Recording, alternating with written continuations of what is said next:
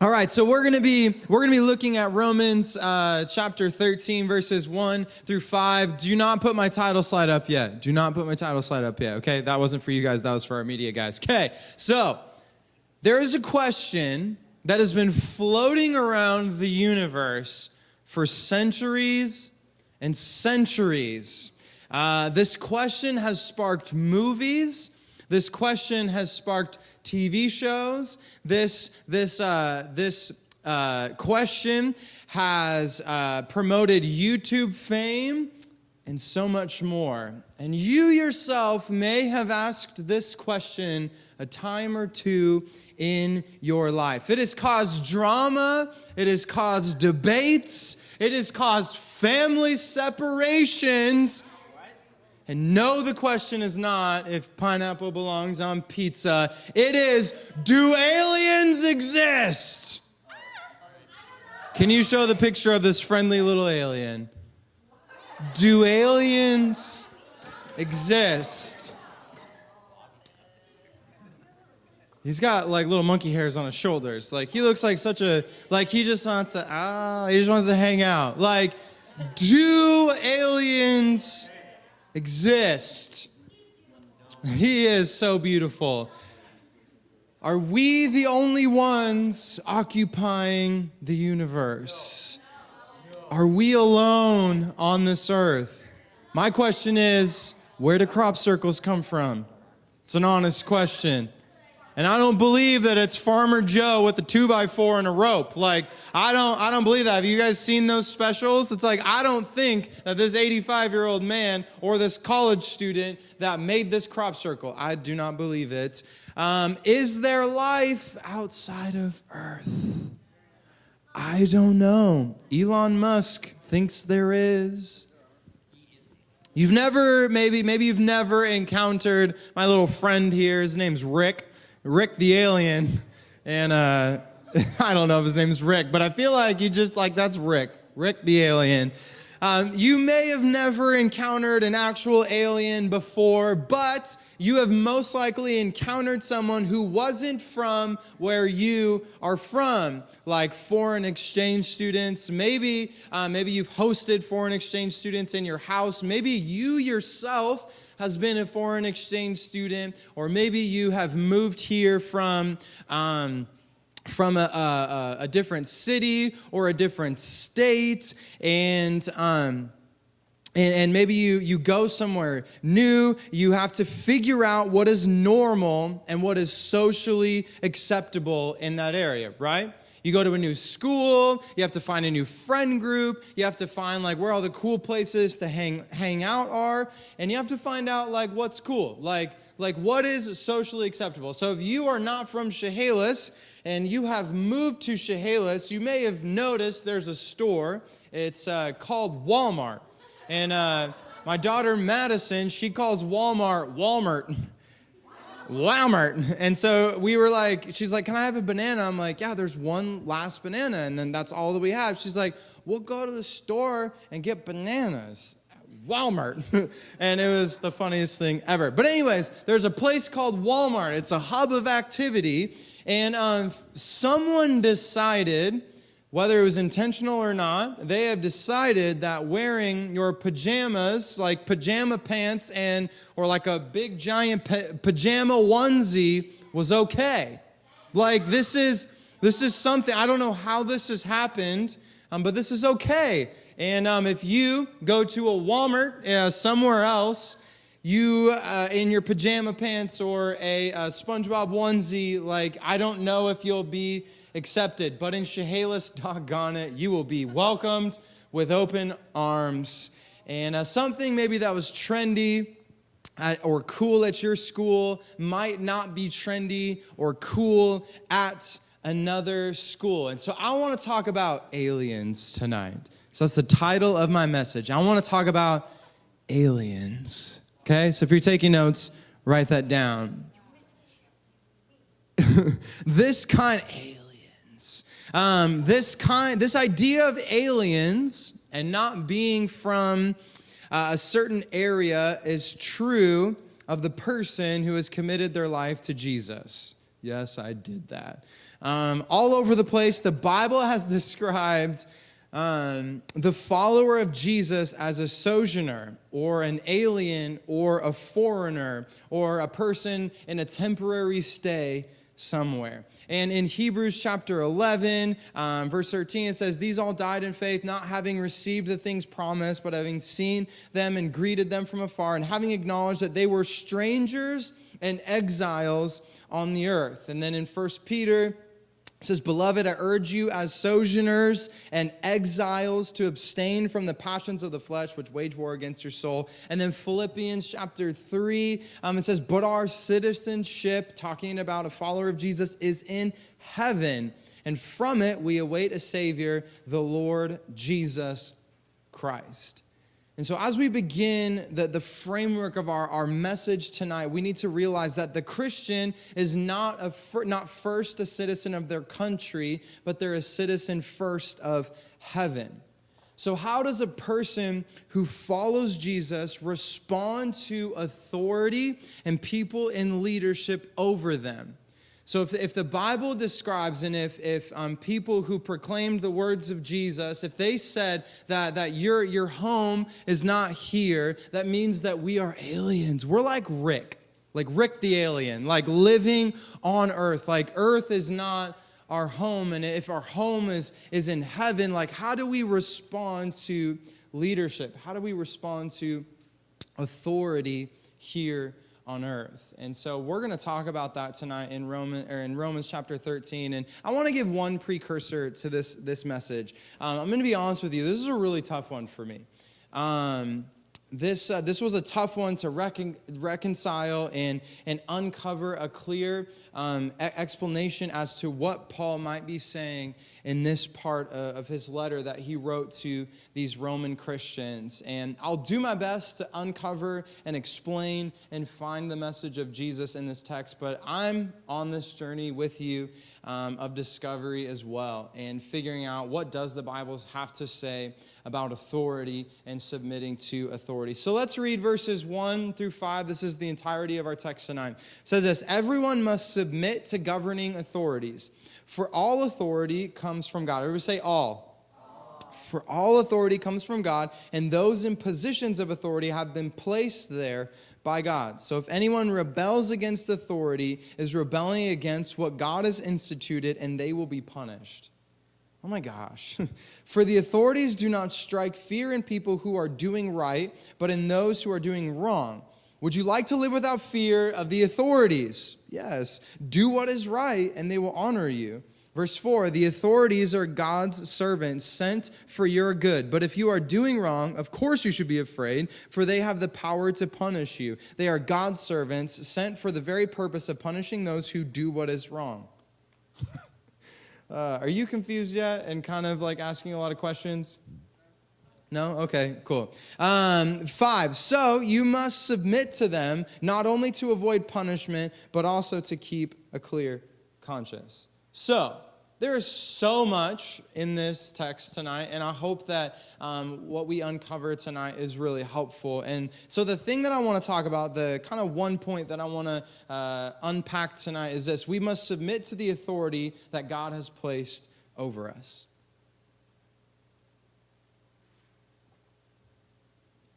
We must submit to the authority that God has placed over us.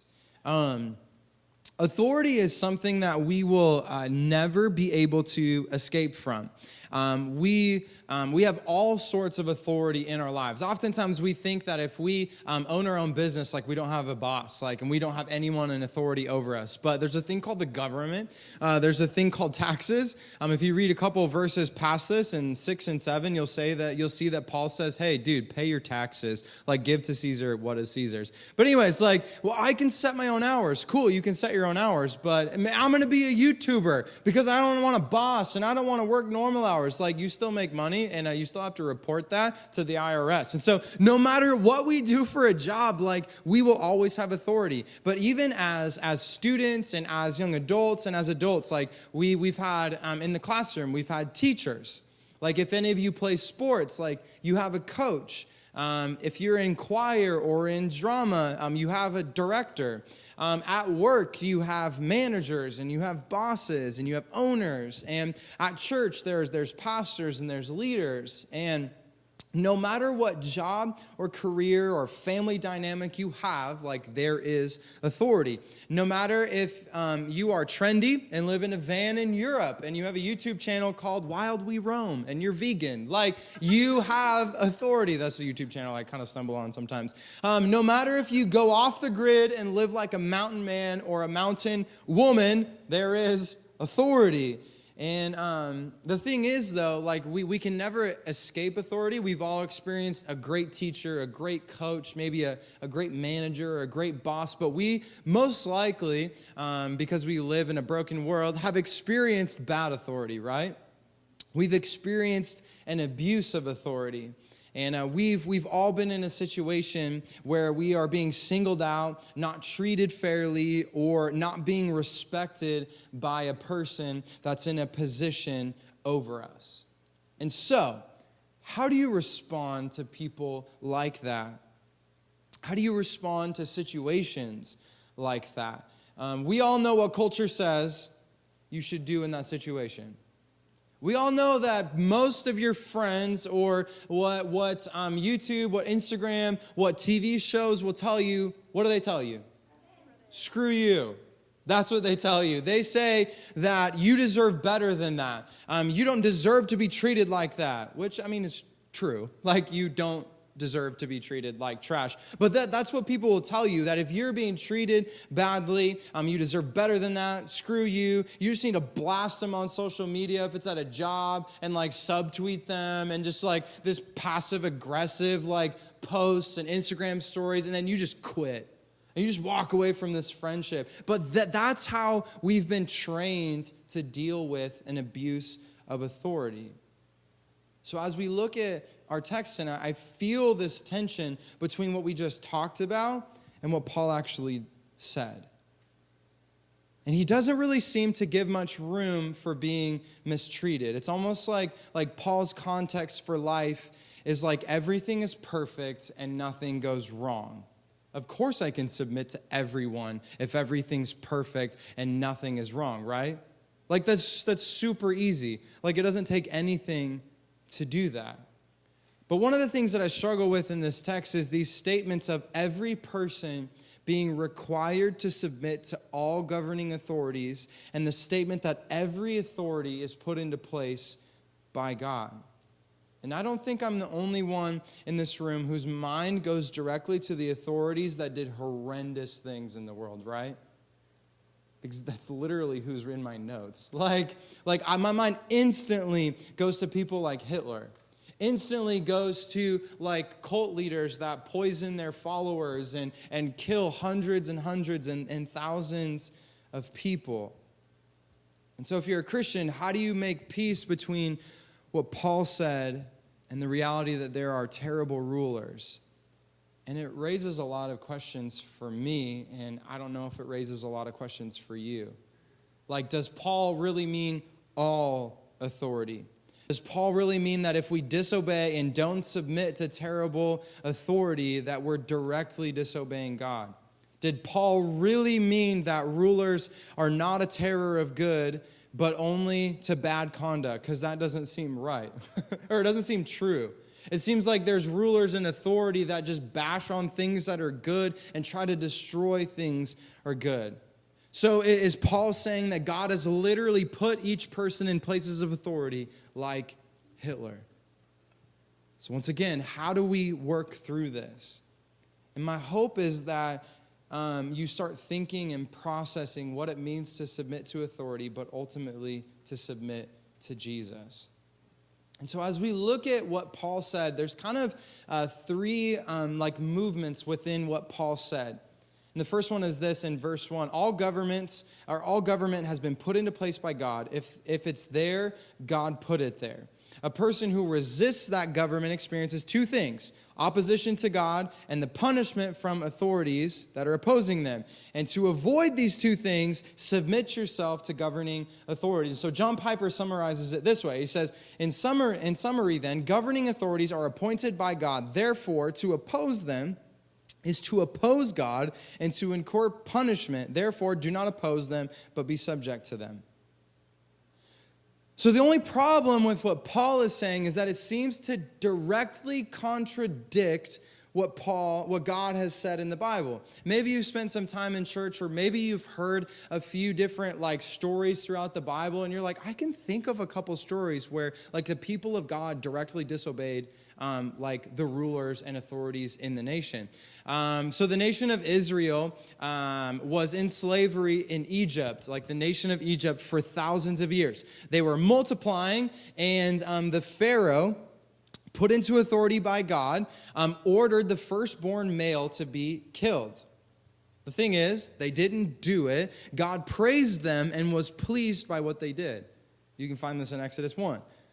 3 guys were under the authority of King Nebuchadnezzar. So the king made a law that demanded that all people bow and worship him when his music started to play. And these 3 guys didn't submit to that authority. They ended up being thrown into this massive furnace. And these three guys, God spared them because of their allegiance to God and not to the king. You can find that in Daniel chapter 3. In the same book, a few chapters later, Daniel 6, the king made a law, a different king, that for 30 days no one could worship anyone but him. So this guy named Daniel, he didn't do it. Instead, he prayed to God, and he was just he really stuck it to the man, and he went to his house right in front of his windows and prayed and worshiped God, and he was thrown into this pit of lions. But then, even though he disobeyed the authorities, God rescued him from these wild animals, and he wasn't killed. And then briefly, after Jesus walked on the earth, there were 2 guys named Peter and John. They were arrested and told not to teach or preach of who Jesus was, but they basically said in Acts chapters 4 and 5, you don't have the power to tell us not to teach and talk about Jesus. Talk about a conflict. And there's another letter that Paul wrote to a church in Colossae. And in this letter, he addresses authority as well, and he illustrates it with marriage. Okay, so Colossians chapter 3, verses 18 through 24. It says, wives, submit to your husbands as it is fitting to the Lord. Husbands, love your wives and do not be harsh with them. Children, obey your parents in everything, for this pleases the Lord. That's for you guys. Fathers, do not provoke your children, lest they become discouraged.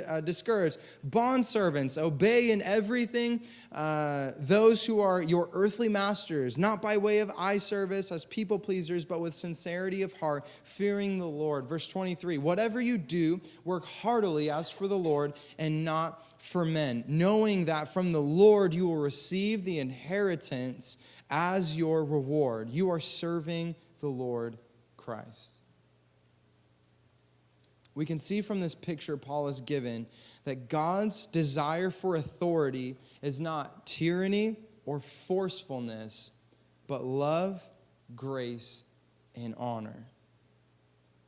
And these words came from a person, this guy named Paul, that he would later be beheaded by the authority in Rome, King Nero.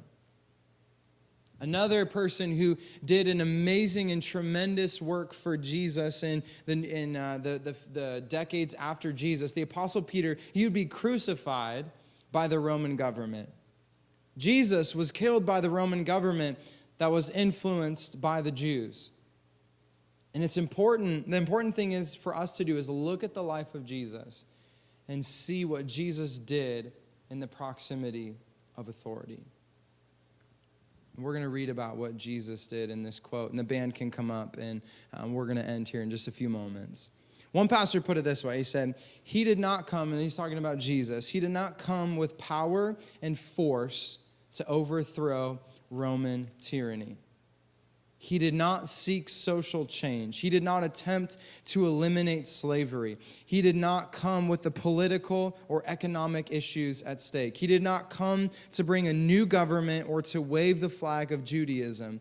Those things were not the concern of his life and ministry. His appeal was ever and always to the hearts of individual men and women, not to their political freedom and rights under government. Jesus did not participate in civil rights or crusade to abolish injustice. He preached the gospel of salvation.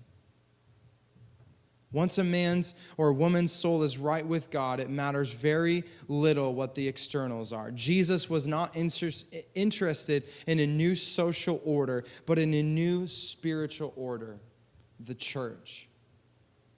And he mandated the church to carry out on the same kind of ministry.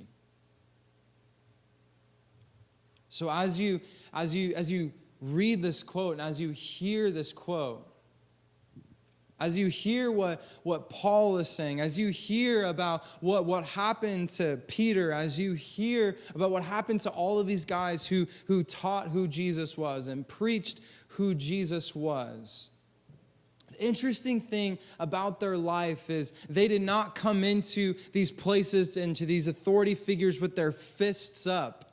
They didn't come into these places and try to start fights. What they did was they tried to bring peace. They tried to bring love. They tried to bring grace. They tried to bring honor. And I strongly believe that you can do that while submitting to authority. Maybe even a teacher that you don't see eye to eye with. Maybe your mom or your dad that maybe sometimes don't make the best parenting decisions. They're human beings. They're not going to be perfect. But at the same time, we have the ability to honor the authority that's put in place above us. The final thought that I want to give is this: God is above and has ultimate authority over all earthly rulers and authorities. And you might be asking yourself, Taylor, you're not bringing much resolution to this. It's true. I'm not. But what I'm hoping to do is provide a framework for you to process this. And that's what we're going to do in just a few moments. We're going to sing a song, and we're going to look over a couple of questions. And I want you to process this. And the two questions that I want you to process is this quote: the fact that God has ordained all authority does not mean all authority should be obeyed. It is right to resist what God has appointed in order to obey what God has commanded. Do you agree or disagree with this statement? Why or why not? And how do we fight for unity and love all people, but at the same time not get run over by people in authority or by people in our lives? These are big questions. These are really big questions. And I want us to look through these questions, or look at these questions through the lens of who Jesus is and through the good news of Jesus. And so we're going to take the next few moments. I'd encourage you to process those questions. Maybe write a couple of thoughts down in your quarter sheet or on the notes app.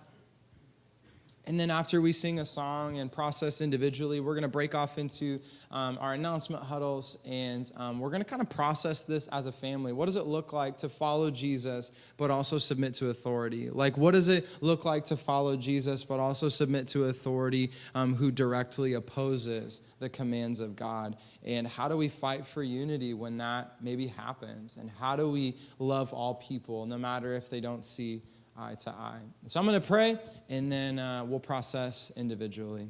Jesus, thank you so much that even in the midst of our questioning, you meet us. That in the midst of us trying to understand what you've called us to, there's grace there. That maybe when we don't have all of the answers, and maybe when we're asking hard questions, Jesus, we know that you can bring clarity. And Jesus, one thing that we do know is that you're calling us to submit to authority. You're calling us to honor. You're calling us to love. You're calling us to grace. Would you help us to process what that looks like for us? Practically in our classrooms, in our sports teams, in our choirs, in our drama classes, in our jobs, and also as the church. Would you bring to light things that were in the darkness? And if there's area of our lives where we've been dishonoring to authority, where we've been talking trash about authority or belittling or cutting down authority, Holy Spirit, I pray that you would convict us of that and that we would lay that down at the foot of the cross. So Jesus, forgive me of those things. Would you change my attitude? Would you change my heart? In your name we pray.